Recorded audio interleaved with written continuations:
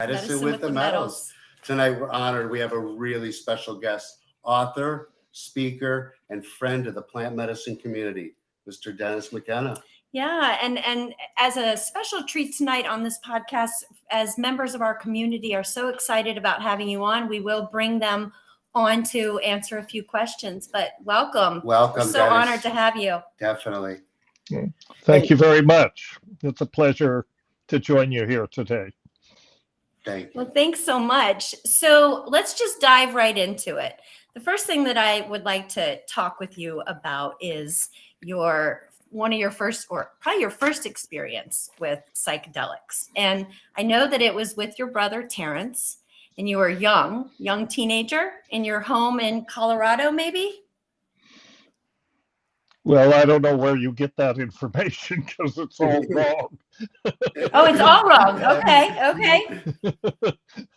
My first experience with, my first real psychedelic experience was with LSD.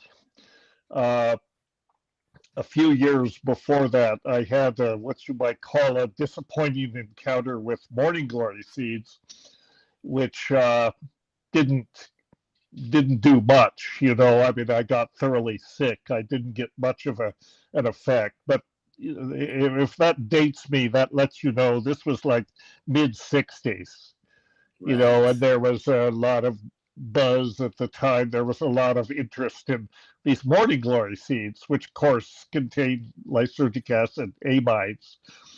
And it was thought that you could just go to the garden store and get these morning glory seeds and get high. And I was 16 or 15 at the time, and I was ready to try anything. What they didn't tell you is that they had put some substance on these morning glory seeds to dissuade people from doing exactly that. So it wasn't the seeds that made me sick. It was whatever junk they put on the seeds. Anyway, that's another story. I didn't have my first psychedelic experience until my first real psychedelic experience until 2017. And it was in Berkeley. I had gone out there with a friend of mine from Colorado to spend part of the summer. My brother was living in Berkeley. And, we came out for the summer of love, right? 1967 was the summer of love. 50 or more years ago, which is kind of amazing to think. And so we were staying with Terrence in Berkeley, and we my friend and I, my friend who traveled out with me, of course, we wanted to take a psychedelic, and there was, lots of places, potentially sources. What was available was pretty much LSD. There wasn't anything else, particularly at that time. No mushrooms, none of that. So we made a connection with this wild-eyed looking guy on the streets on Telegraph Avenue, and he sold us these two little tablets, which were aspirin tablets, basically, with a tiny purple dot in the center, and this was LSD, and he vouched for it. Of course he vouched for it. He's not going to say, I'm really selling you shit here, man. No, as it turned out, it was pretty good. There you go. What's that? There you go. Yeah, I see that. Yeah, my friend and I went up to Tilden Park, the park behind Berkeley, and on a sunny afternoon, and we had a wonderful time. And that was my initiation into a real psychedelic. I had taken cannabis, of course, but the year before that, I'd become acquainted with cannabis. So that was our experience, and it wasn't really with Terrence. He was back at his place on Telegraph Avenue, holding down the fort, doing what he did at that time, which was mostly hold salons or informally. But anyway, Bob and I were out in the woods, tripping our balls off, and really getting into it. So it was a wonderful initiation into psychedelics. Beautiful. And so your parents, I've always been curious about where was their stance on all of this, and what did they think of this, and what throughout their life? Oh, my poor parents. They didn't get any of it. I think that there were, at some points, they probably became convinced that Terrence and I were the spawn of Satan. I mean, we were difficult children. Let's put it that way. We were very rebellious. We were curious. We were interested in all sorts of things that we shouldn't have been, including psychedelics, probably. We were raised Catholic. My parents were not particularly strict Catholics, but they were Catholic. So we had that whole, background in our childhood of Catholicism, and Terrence and I were both influenced by that quite a bit. And our teenage years was about rejecting all that, getting past all that, in some way recuperating or recovering from that. Although they say about Catholics, you never actually recover, but you can paper it over.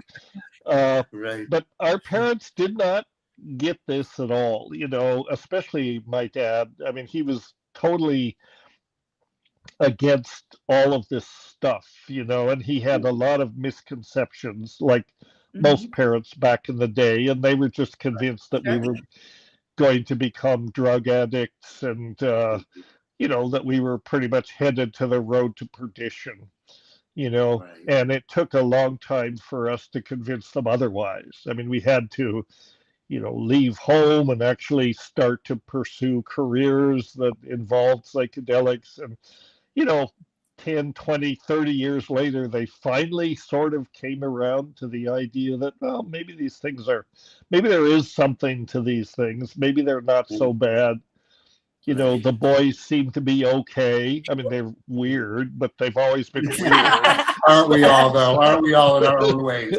Yeah. I mean, we were nerds, and we didn't really fit into our social milieu in this tiny Colorado town, and Terrence was 4 years older than me, so he left to do his junior and senior year out in California. He finally convinced my parents to let him go to California and spend the last years of his high school years with my brother, with my mother's sister and her husband, who were school teachers in Menlo Park, California. Okay. So that was right where the action is. That's where he wanted to be, and he convinced my parents. Basically, he harassed them mercilessly, about getting out of this podunk, shithole that was Paonia, Colorado, And finally they said, okay, all right, you can go. And so he went out there, and that was about, he was a junior, so that would have been 1963, I think, when he went out there. He graduated in 65, and it was there's a whole other long story behind that. But I was always the good brother. I felt badly for the terrible way my brother treated my parents. I felt a lot of guilt about it, so I tried to make up for it a little bit by being a little bit kinder. Not that I was, I was interested in all the crazy stuff that Terrence was. And as you can imagine, being 4 years older than me and being in California while I was stuck back in Paonia, Colorado, he was a long distance bad influence on me.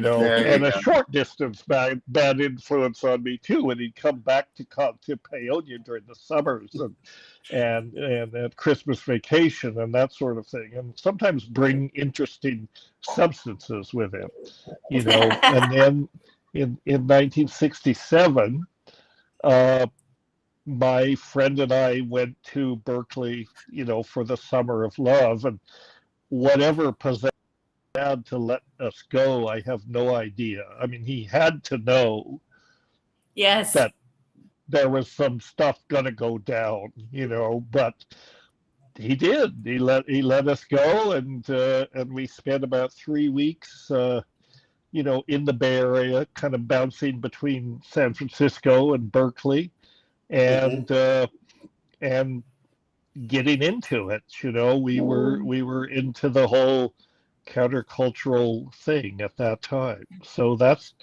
how I got started on it. We can blame Terrence. It's basically, I'll either credit him or blame him, depending on how you want to look at it. But basically, I credit him because, it's pretty clear that had it not been for psychedelics, we would have lived, our lives would have been much less interesting than they turned out to be. I mean, And so in some ways, I think we owe. What's that? And so about that time, weren't you?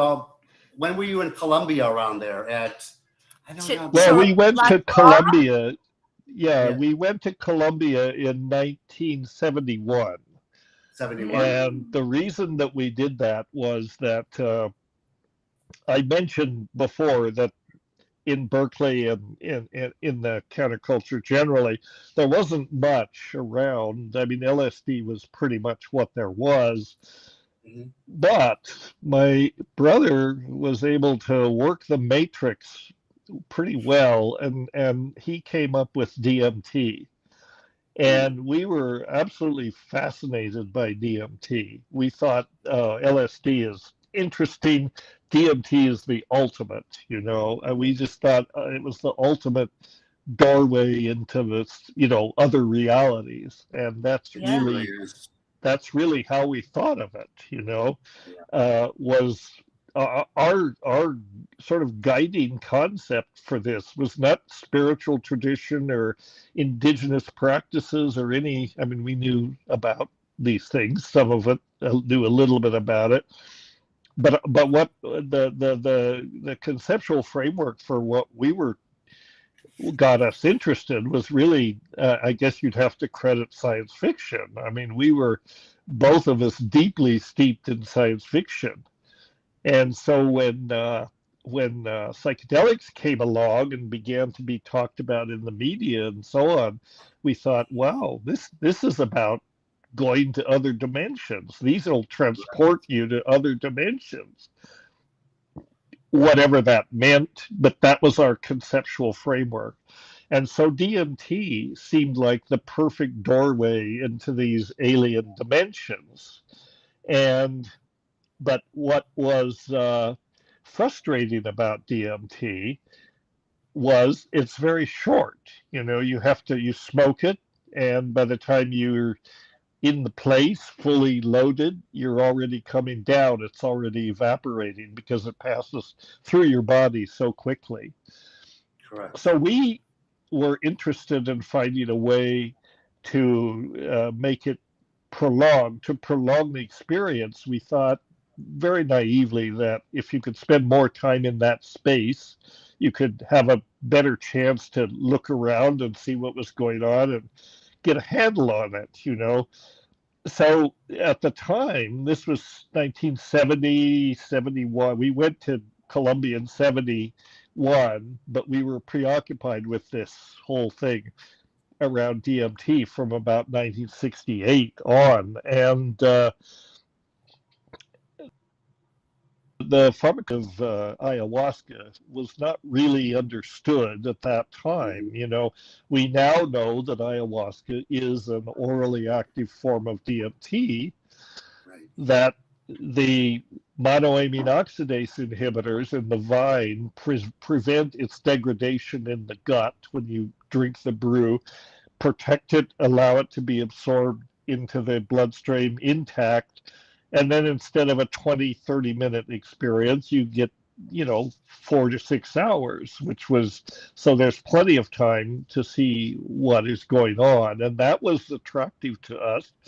But we knew about ayahuasca, but no one really knew that ayahuasca was a combination of Banisteriopsis and a DMT containing admixture.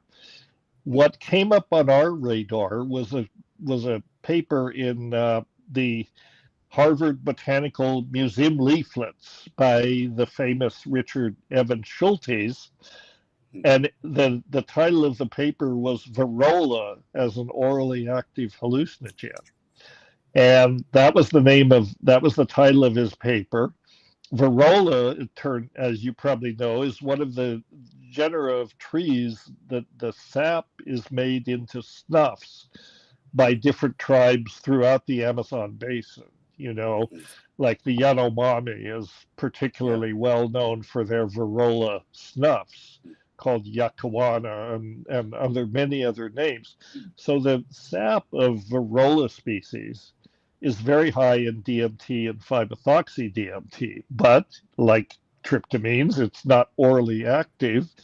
And so that's why they make snuffs out of it, right? They go around that. But turns out, actually, it is orally active, and that was the basis of this paper that came out. It turns out that the Witoto Indians and related tribes prepared an oral preparation from Varrola. They basically just concentrated the sap, they extracted the sap, and they took this material in little pills, little pastillas, and it was said to be very strong, act very quickly, and let you get in touch with the little people, which we were also obsessed with, connecting with the little people, and so we thought, aha, this is it. This drug, which nobody'd ever heard of, very few people have ever heard of it, even today, except that I've talked about it a lot. But it was called ukuhe, roughly. That's how the Witoto said it. They called it ukuhe, and we thought, okay, ukuhe is it. Ukuhe is the secret that we've been seeking.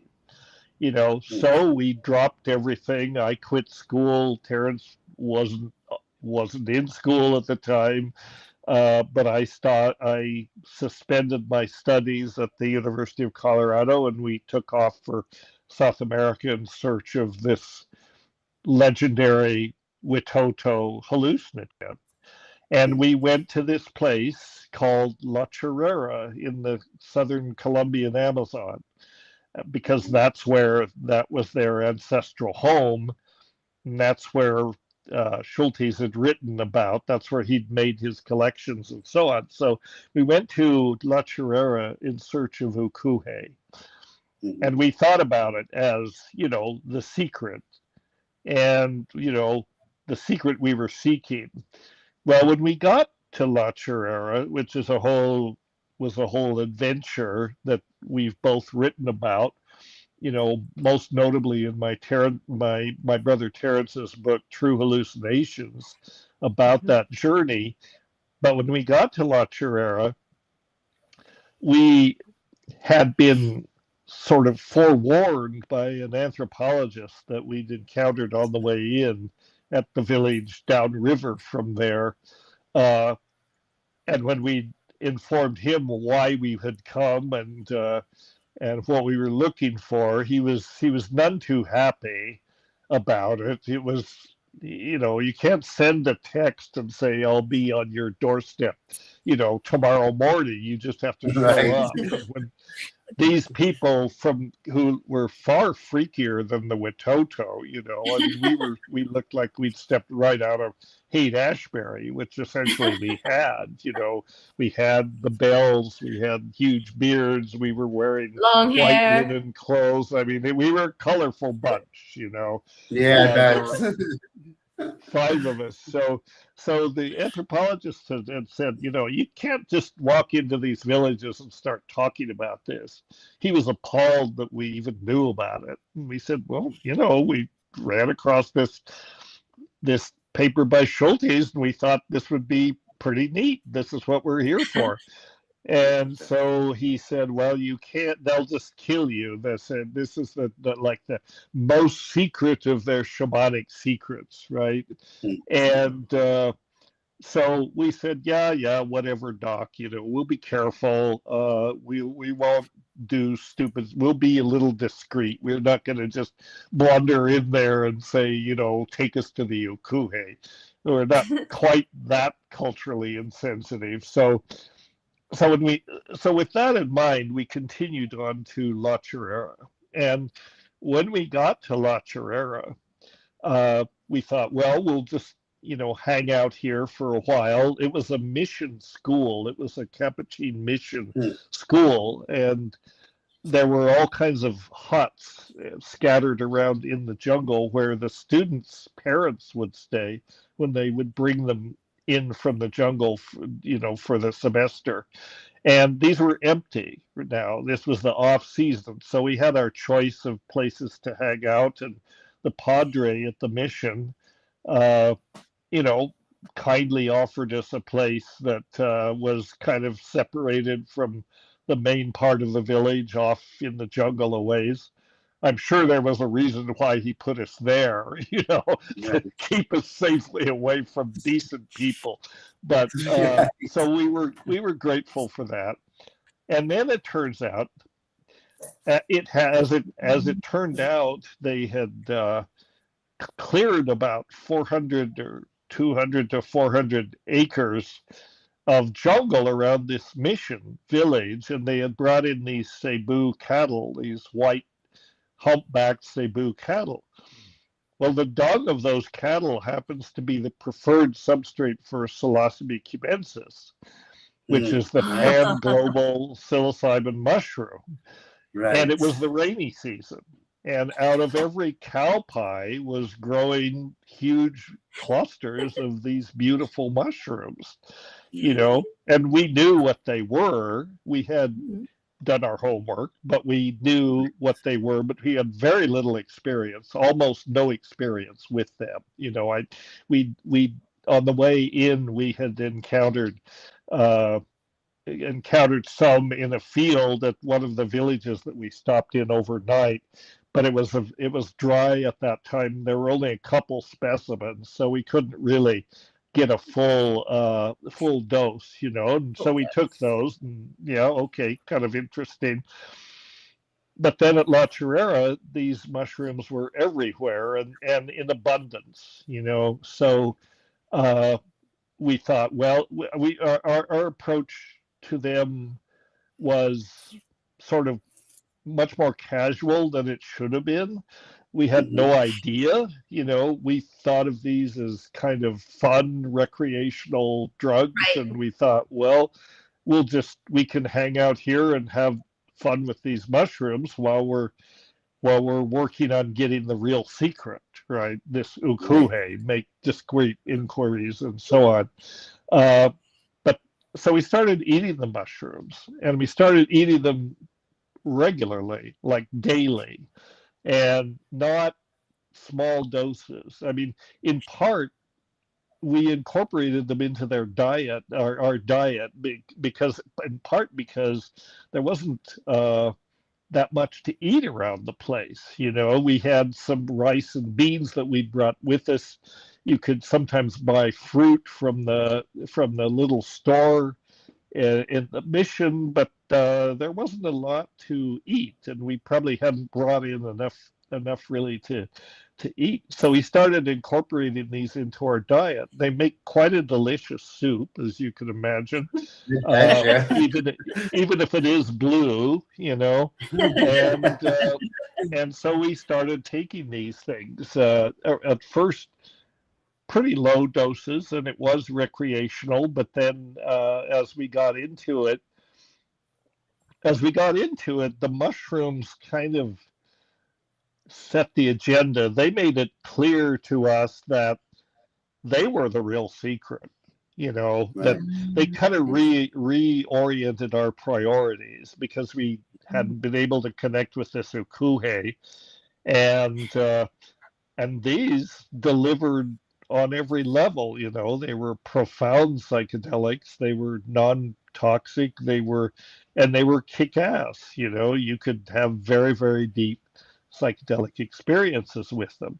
So that was sort of this accidental discovery of these mushrooms became sort of the myth of our adventures at La Chorrera. The mushrooms started, effectively transmitting a lot of messages to us about things we could do, so kind of psychophysical operations on our own body.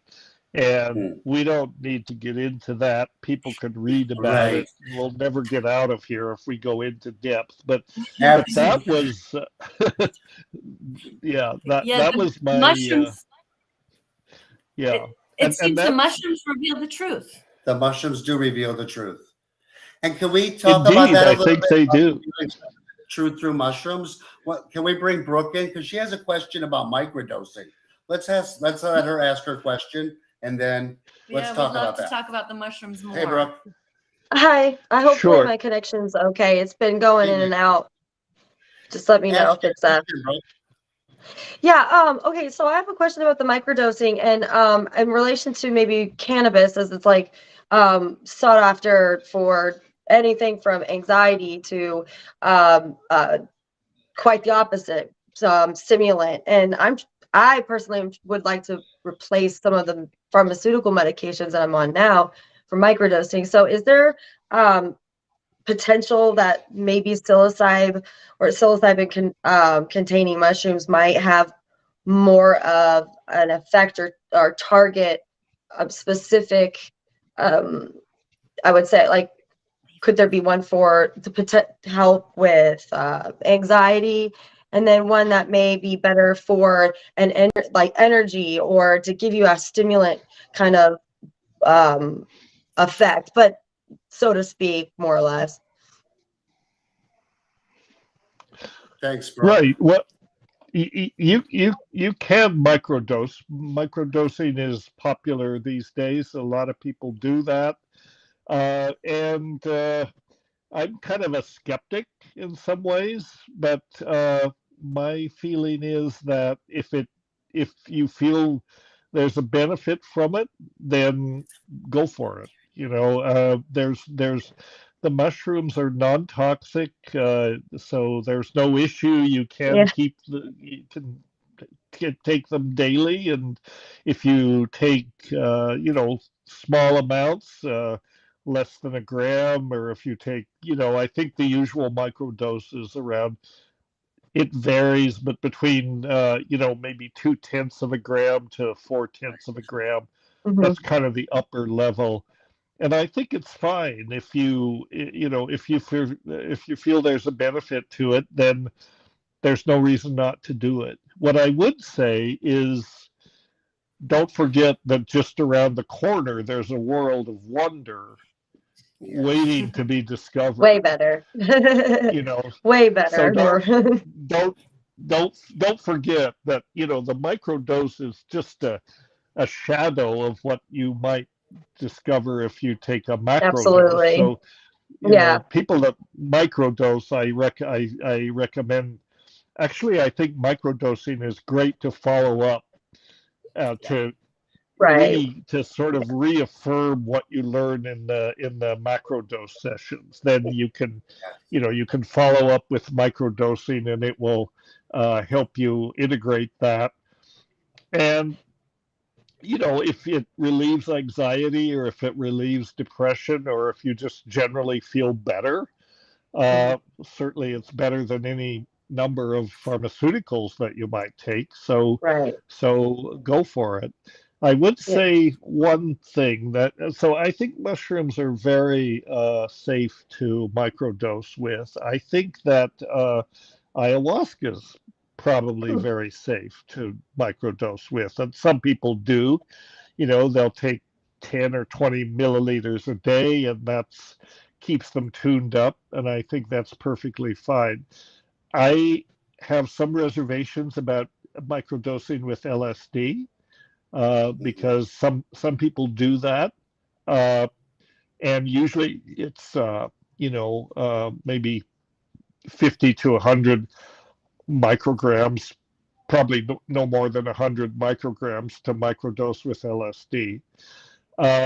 There is some concern about the way that that LSD may interact with a particular serotonin receptor, the 5-HT2B receptors, I believe it is, or 1B receptors. These can cause, it can over prolonged use, it may cause damage to the valvular tissue in the heart. It has the potential to do this. There are substances that were taken off the market back at the end of the 90s, fen-phen and fenfluramine, because they did have this adverse effect on the heart. There's no actual evidence that LSD has caused this kind of damage, but potentially it could. We know it hits those receptors that are involved. And in part, it's because of LSD binds to the receptor in a unique way that these other things don't. The reason it's so potent, in part, is because it binds into the receptor, and then a piece of the receptor folds over it, and it keeps it in there. And it's very, it does not easily dissociate. So you keep getting, it keeps pushing the button, of the receptors. Right. So there could be some long-term adverse effect. There's no evidence for it, but there's the potential of it, and since something like something like mushrooms are easily available and they don't have this issue, I caution people about microdosing with LSD, not necessarily to not do it, but at least to read up on the potential adverse effects of it.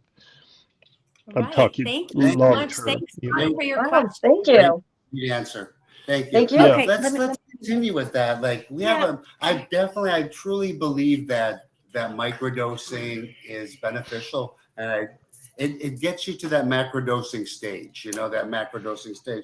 So going into that. So I would like to touch on quickly. I've seen other interviews with you about the different medicines, and I'd like to talk on the different medicines, and in particular, ayahuasca and psilocybin, which you just touched on. And I know people feel that the psilocybin's like the easy one, like you said, when you went and did it, and they think it's fun, right? Mm-hmm. They don't understand how powerful. Be fooled. They don't know how powerful it is. I'm here to tell you, psilocybin can be very challenging. Yes. But yes. Can you touch a little on the different I'm most of the different medicines, like ayahuasca, iboga. I mean, all these medicines have a different use for, I feel, mental health. Mm-hmm. I think iboga is a great medicine for addiction. I think ayahuasca gets to that heart. Mm-hmm. But I think that 5-MeO that gives you your God, let's get rid of that ego. But what's your opinion on these? Yeah. Well, I think all these psychedelics have their place, I mean, iboga is a kind of a horse of a different color. It's not really a psychedelic in the classical sense. It can certainly be very useful for addiction. I mean, I think there's plenty of evidence for that, and other things. It is challenging. I mean, it's serious medicine. Just in terms of the duration. A full dose can be 36 to 48 hours, the way Mark they do it in Gabon. That's a long time. I just got back from Iboga Sol down with Mark Howard down in Iboga Sol, Mexico, on Iboga. I can tell you it's a very, very powerful medicine.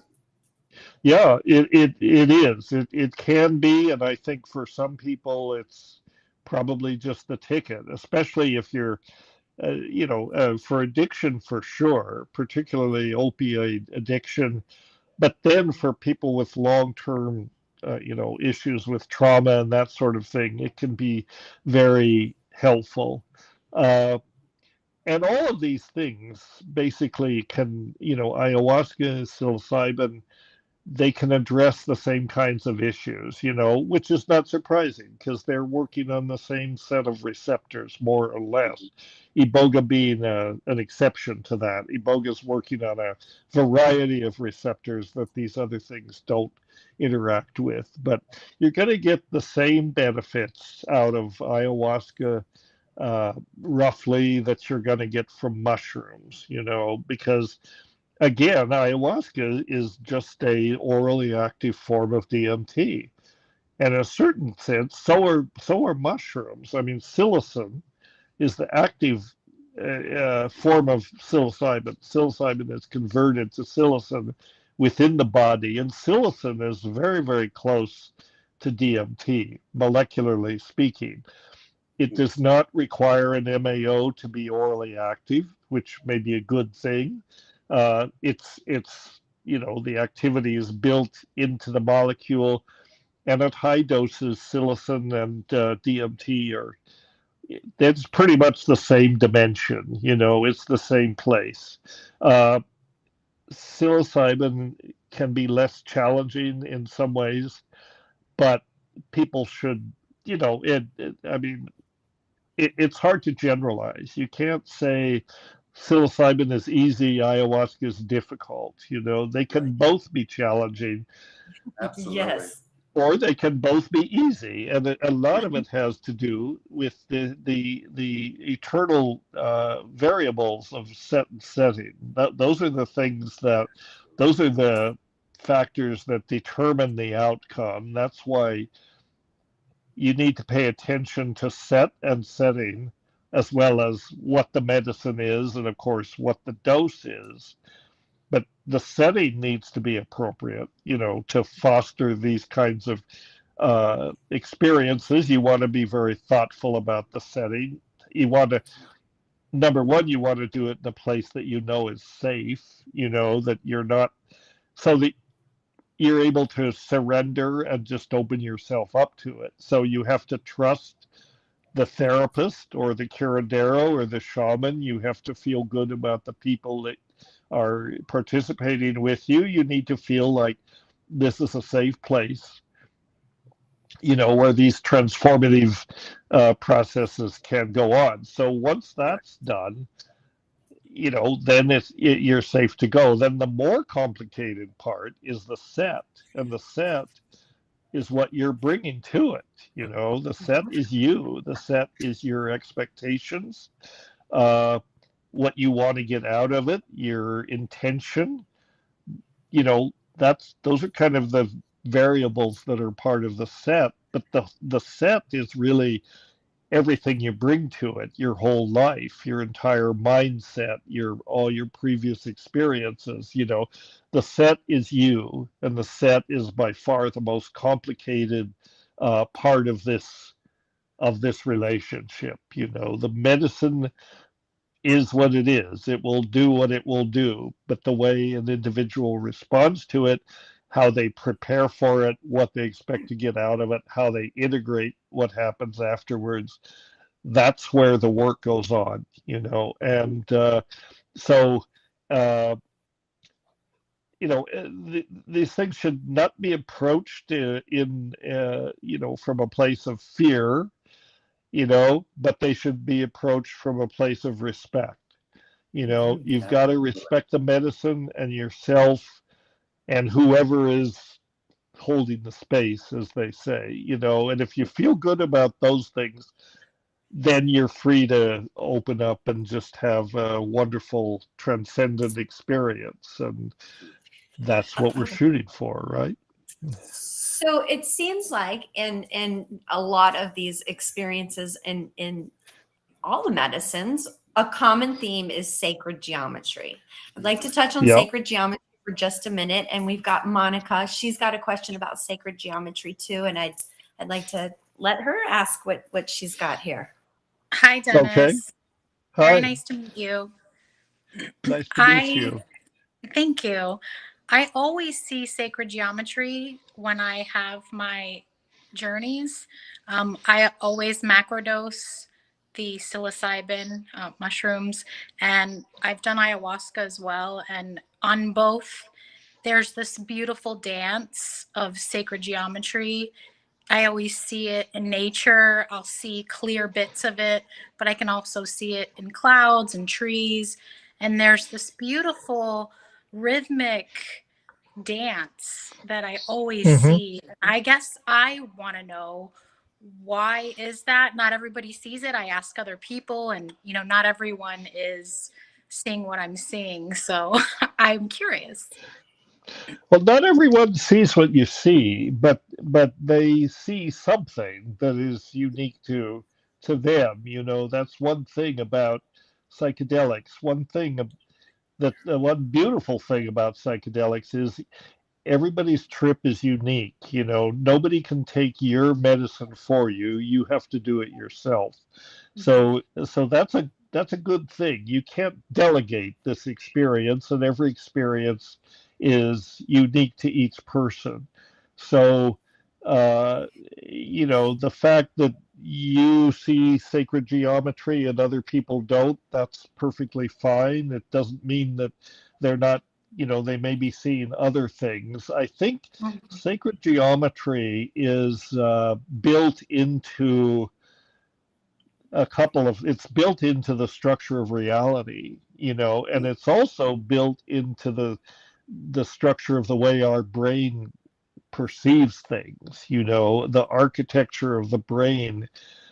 The brain is an instrument that detects patterns, and sacred geometry are patterns.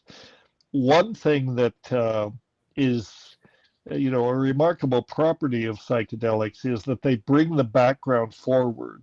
We are programmed to suppress the background of our perceptions. We're, in ordinary waking consciousness, we got to be paying attention, for the, if you're driving on the freeway or if you're, out in the wild, you want your attention to be on that saber-toothed tiger that's about to attack you, and psychedelics demolish that attention. They open it up. They destroy, they disable, they don't destroy, but they temporarily disable what they call the default mode network, which is effectively our brain, the strategies our brain developed for attention and ordinary consciousness, which can be quite useful. But sometimes you want to, one of the useful things about psychedelics is that they can disable this default mode network temporarily, and they let you focus on the background, which we normally suppress. And when you do that, when you bring the background forward, you see that there are a lot of phenomena going on in the background that are interesting, maybe even important, but we're programmed to suppress those because they don't relate to our immediate survival or our immediate needs. But when you do that, when you're in this open state and you look into nature and you see sacred geometry effectively, which permeates nature, I think it permeates reality. It's just that now you're more open to it. In that open state, you see these patterns. They're always there, but we don't notice them always. And I think sacred geometry, however you want to define that, but I think it is built into the way the brain works, and it's actually built into the way that reality works as well. I mean, this is why you find in nature, some of these remarkable geometric relationships and so on, like the Fibonacci series. You probably heard of that. Or the way the leaves are structured or arranged on a plant. They're arranged according to strict mathematical ratios, the golden mean and all of those things. You probably know much more about sacred geometry than I do. I'm no expert on it, but but these things are in nature, and what psychedelics do is they give us the lenses, in effect, that you can look through to see these things that normally you don't see, and so I mean that kind of touches on some conversations I've had with other folks about how effectively you can think of psychedelics as scientific instruments in some ways, or maybe instruments for examining not only the inner landscape of yourself, but the outer landscape of nature. They give you a lens through which to look at nature and see it in a way that you never have before, and appreciate processes that are going on that, we just don't notice, because we're programmed to put our attention right in front of us and to filter out everything else. So that's absolutely beautiful. That's a beautiful way to describe it. Beautiful way. Monica, thank you very much for that question. Very much. Thanks. Okay, Dennis, the way that you describe that, it reminds me, you remember when you're small and they have those things and you put the thing and you slap it and you look around. That's exactly what it is. It's like a lens that you can see what's already there. We just can't see it. Right. It's already there, and other people can see it. You don't have to necessarily be in an altered state to see it. For example, Indigenous people, who have not been, conditioned by Western, culture or even literacy. I think that literacy is something that we all value. I mean, I think we like it that we can read, but in order to be able to read, you have to make certain sacrifices. When you read, you're very much putting your attention, you're creating a dualism between what you're looking at, the printed word, and you.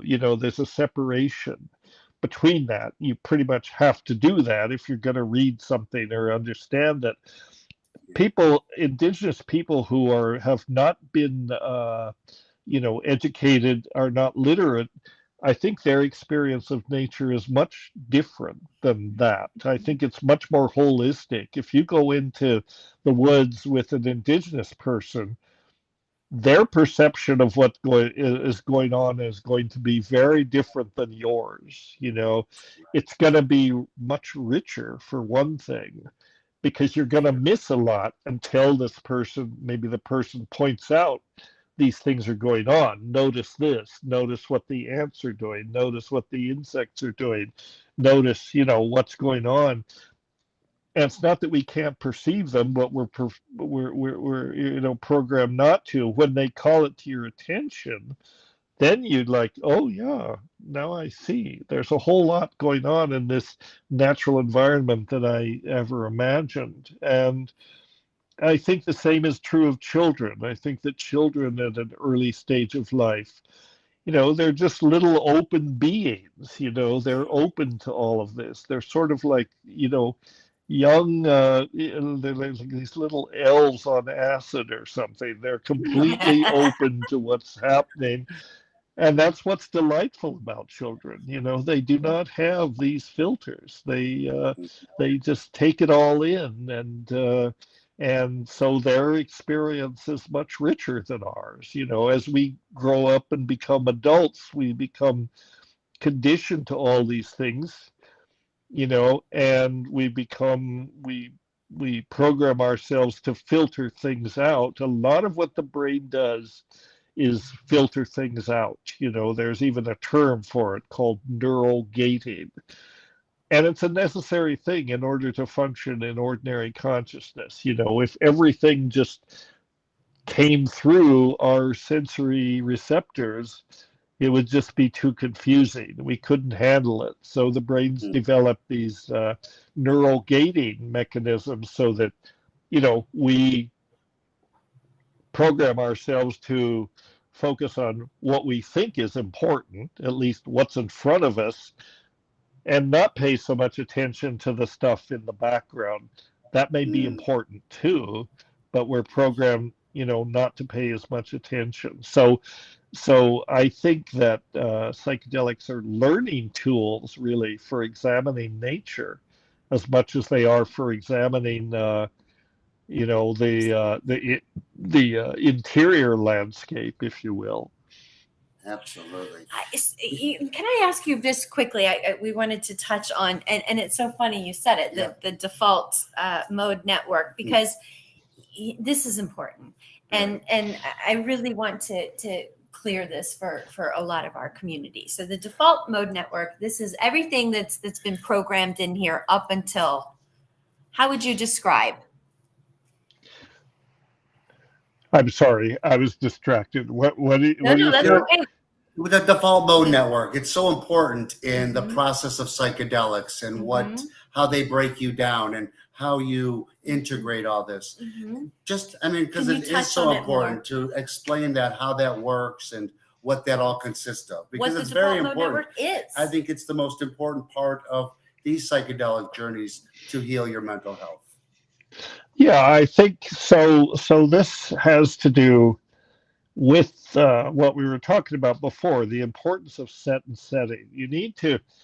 There are basically three phases of any serious, psychedelic experience. You can have psychedelics for recreational purposes, and that's fine. But if you're really into a serious exploration, so you've got, the pre-session, basically you need to have clarity about what your expectations are. You need to come to the experience with not necessarily an intention, but some people feel it's useful to have an intention. But you have to, it helps if you come to it from an informed place. You more or less know something about what you're going to experience, because these are life-changing experiences. So it's good to have some preparation, whatever seems appropriate. That may involve reading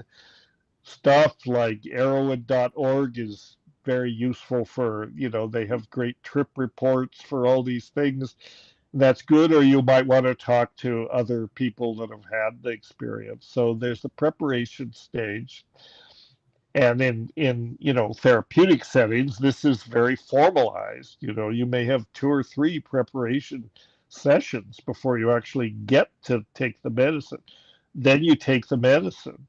And then what do you do with that? You have to integrate that experience, or it evaporates. It will go away, but it's a question of what you take with it. What are the takeaway lessons, and what do you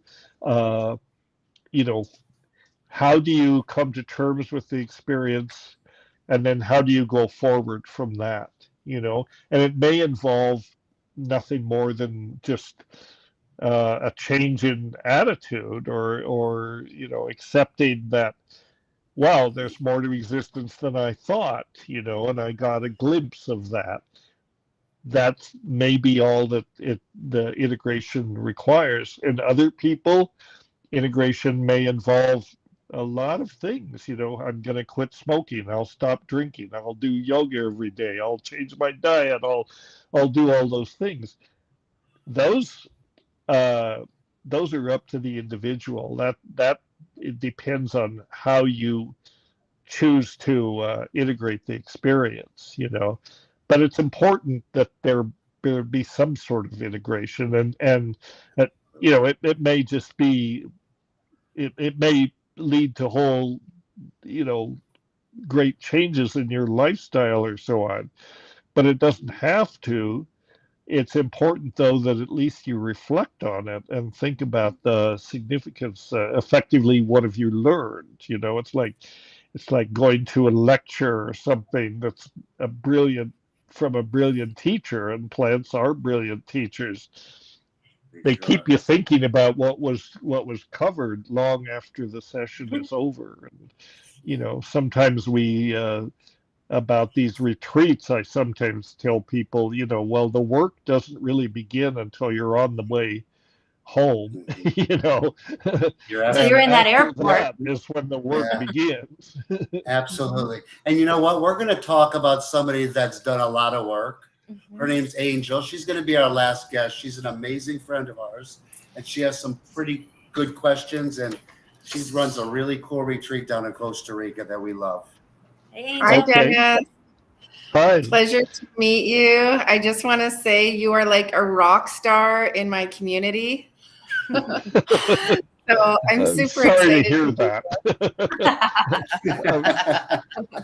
I like the recognition, but I am not a rock star. I'm just I love it. like I everybody love your else. I'm humbleness. just trying to figure it out, you know. But Well, thank you anyway. Yeah. It's so beautiful. Like when I think about all the pioneers and the guys who really, you know, rock the boat, so to speak, and Leary and your brother, and there's many of you that are on this forefront, and you guys, to me, like, you didn't just talk it.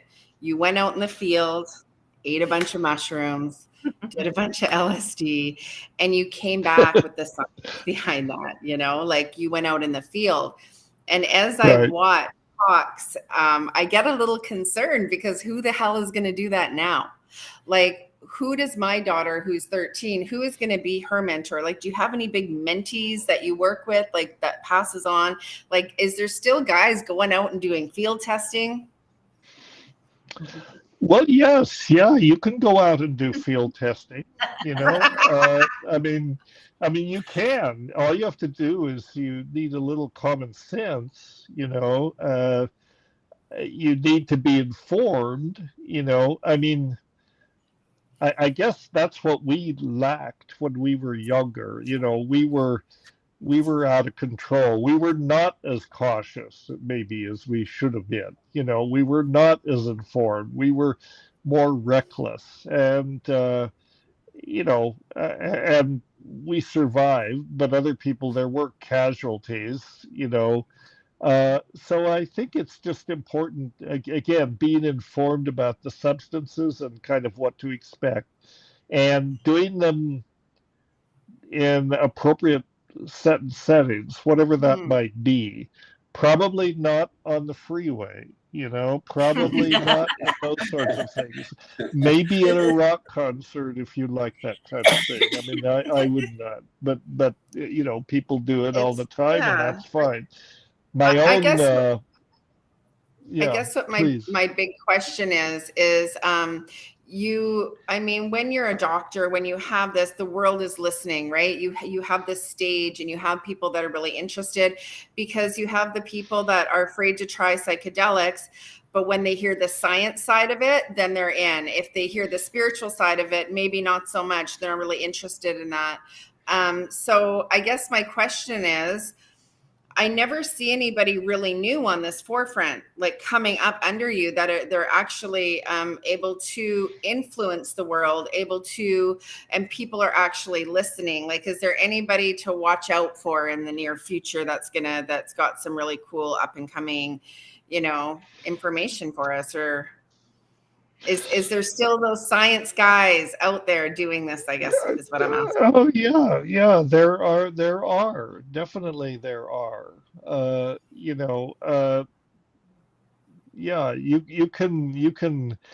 There are people out there experimenting, and I mean, in some ways, a lot of the, you know, I mean, a lot of the territory, if you will, has been explored, you know, but not all of it, you know. And also, the thing about psychedelic experiences are, you know, it's really your own inner, you know, you're exploring the continent within, you know. Maybe you're not out in the jungle looking for drugs. I mean, though people can do that, but then it's created, you know, a mixed bag of you know, social consequences. I mean, the whole ayahuasca tourism thing has, you know, it's a double-edged sword, you know, and you guys are involved in that, so you understand this. The whole tourism thing, which I organized retreats myself, and I've seen tremendous transformations in people from these experiences. But then it takes place in a context where, you're depending on how and where and so on, maybe, we're not indigenous people, but we do tend to go to indigenous cultures to have these experiences. And I don't think you can fence them off. I would never advocate that, but I think we have to be aware that there are economic and other consequences to ayahuasca tourism. It's definitely a mixed bag. I mean, in the case of your daughter, if she is interested in experiencing psychedelics, I would not necessarily discourage it, but I would tell her, how old your daughter? My daughter is 13, and we've brought her into some Brazilian tribal ceremonies. That's all I'll say. She has done, or she is doing that? Yeah. Okay. I think it's wonderful. I mean, I think that our whole family really has just evolved. I'm a nurse by trade, and now I live in the jungle and host villages. So you're living in Brazil? You're living in Brazil right now? We live in Costa Rica, up in the mountains, in the jungle. That's where our center is. And then we host tribes from Brazil to come and teach and to share their culture, wisdom, and medicine. And we do it in a little bit of a different way. So it's been very interesting. And my second question to you is kind of like more of a true psychedelic question, but have you ever had a shared psychedelic experience with somebody? Like, is it possible to have a shared psychedelic experience? Yes. Yeah. Yes. It happens. It happens. Tell me sometimes. about this. I must know. Interesting.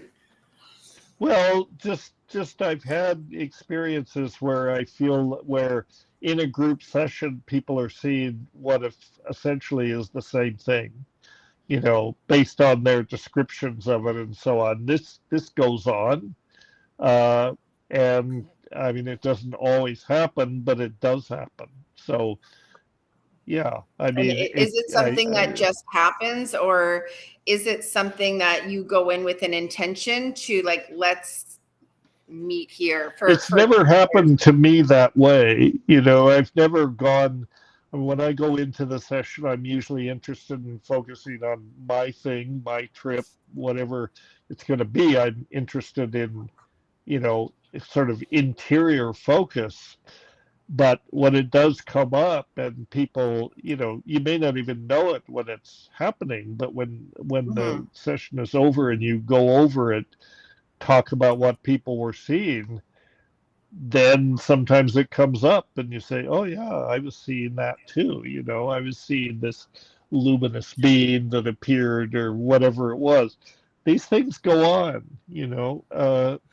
I don't know if there's a way to make them happen, but you just have to be open to it and hope that it'll happen if that's what you're shooting for.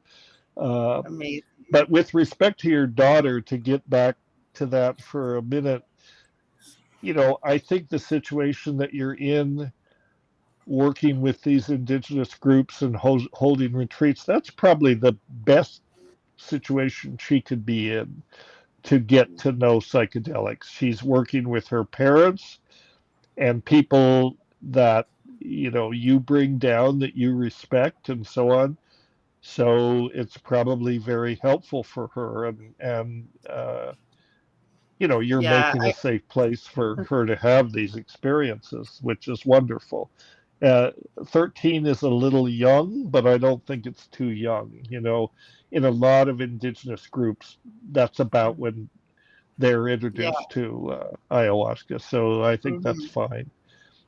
Awesome. So one of my last questions, I'm going to try to make it my last, is through this process, like when you first started with psychedelics, like the sciencey kind of exploration or curiosity. Do you find that through the years of psychedelics, evolutionary, like spiritual change, like what started as more like of a fun recreation curiosity, has that switched to ceremony becoming a more spiritual thing for you? Yeah, I would have to say so. Yeah, when I was originally working with mushrooms mostly, I've always taken psychedelic or ayahuasca. I've taken in a more ceremonial context because that's just the way it's used, you know. But with mushrooms, a lot of my early experiences were either with one or two other people or by myself, you know, and that was fine. It didn't really seem to call for a social context like ayahuasca does. And yeah, it is a spiritual discipline in some ways, but I don't I mean, I enjoy the ritual context of traditional ceremonies, but I'm also acutely aware that I'm not Indigenous. I can't really be part of this. I can respect it, I can participate, but I have to acknowledge that I'm seeing it through my unique personal and cultural lens, you know, which doesn't mean I can't participate or appreciate it. I mean, I do. Uh, Many people I know who get into ayahuasca, they get very serious about it, and they go down to South America and they do dietas and this sort of thing. And effectively, they train to become ayahuasqueros, you know, with the dieta, learning all the plants and the icaros and that sort of thing. And I think if that works for them, that's fine. I have not ever been drawn to that, you know. I sort of feel like, you know, I'm not an Indigenous person, and there's no reason why I should do that. And maybe I'm missing something, but I haven't taken that approach. And I know other people who have used ayahuasca completely outside that context, you know, completely outside of any social context. People that do take it on their own, and you know, it's often said you shouldn't do this. You have to be in a group setting. Not necessarily, you know. I think that again, what it comes down to is there's an intense and very personal interaction between you, the set, and the medicine in the appropriate setting. So, and every person's experience is unique. You know, no one can have your psychedelic experience for you. Yeah. You got to do it yourself and take responsibility for it. Thank you. Yeah, Thank you you, Angel, so much for that, Angel. We You're appreciate so welcome. Thank you. Bye-bye. Thank you so Dennis, much. and this has been, we have so many more questions, but we can't take so much more of your time. But, you know, beautiful conversation tonight. And we want to end it kind of like we something just special. appreciate this. We would love to continue this conversation. I mean, I wanted to talk to you about your experience in Hawaii. I mean, I have so many things I want to talk to you about, but we don't want to take up your whole night. We are grateful for your time. We found a quote from your brother, and we would like to end with this quote. And we might get emotional because this is very, you know, this is a deal for us. We are so excited to talk with you, and the work that you did has changed our lives and what we do. So we're just grateful to have you, and we hope to continue this conversation. Absolutely. Yeah. I'm always amused when people talk about it as the work that we did. They didn't think of it as work. Right. But it was. Maybe it was. You know, you've It got yeah. is. It is work, and one of the things that I want to talk about in the future again is it is work in the psychedelics and the work that you guys did with psychedelics, right? Even if it was just having fun, Right. and how that impacted. We talk with death doulas, how that impacted Terrence's his end of life experience. Right. I have so many questions for you. I would love to And get you just back the on mental and health, talk the with whole you. mental health aspect of how Mhm. psychedelics really cure mental health. Right, and beautiful. what the future looks like. I mean, there's a lot. Well, we There's could a lot. always circle back on it. There's always a lot more to say, So We We would definitely, appreciate that. definitely love it. We have a beautiful community we're all about integration, information, Mhm. And education. Are integration, because you also in Costa Rica, you guys? No, we're in we're Fort in Myers, Florida. Mhm. So Where? In Florida. Fort Myers, Florida. Okay. Okay. Yeah. Yeah. Down in Fort Fort Myers. Okay. Okay. Southwest Florida. That's where that big hurricane Yeah, hit. we just got whacked. I see. Yeah. Yeah. But we're gonna Okay. end. Well, good. It was a good conversation, and Great. let me know when it's going to be posted so I can Sure. Yes. Well, get we'll our send you the social media information. people to put it up there, and we can circle back on this one of these days and talk about all those things we didn't cover this time. We So, Absolutely. A few Absolutely. of So them the anyway. quote, the quote from your brother, and I may be mistaken, but I believe these were his last words, and it sums up I'm not about hearing you. you. Can you hear me now? Oh, just go ahead. Say it. Oh, can you hear Now me? I hear you. Now Okay. I can. Yeah. Yeah. The quote is, "It's all about love. The whole psychedelic movement is about love. It's not about the other stuff. It's about love, about opening the channels of love." That was my We love- brother's coat. Well, That was yeah. that was I your mean, brother? who can argue with that? Who can argue with that, my friend? We love you. He's Thank got you it so right. much. Yeah. He You got did. it right. I mean, I would go so far. I'd go beyond that. I'd go to say, well, yeah, psychedelics are all about love, but life is all about love, properly. And I think psychedelics are tools that we could use to become better lovers. That's what it is. They're tools to learn love of ourselves, of other people, nature, and existence. Love is all you need. Somebody else very All you famous need said is that. love. Love is all you need, right? Yep. So Very true. I can't Thank you agree. so I can't much. disagree with that. Thank you. It was a pleasure talking to you. Pleasure. Pleasure's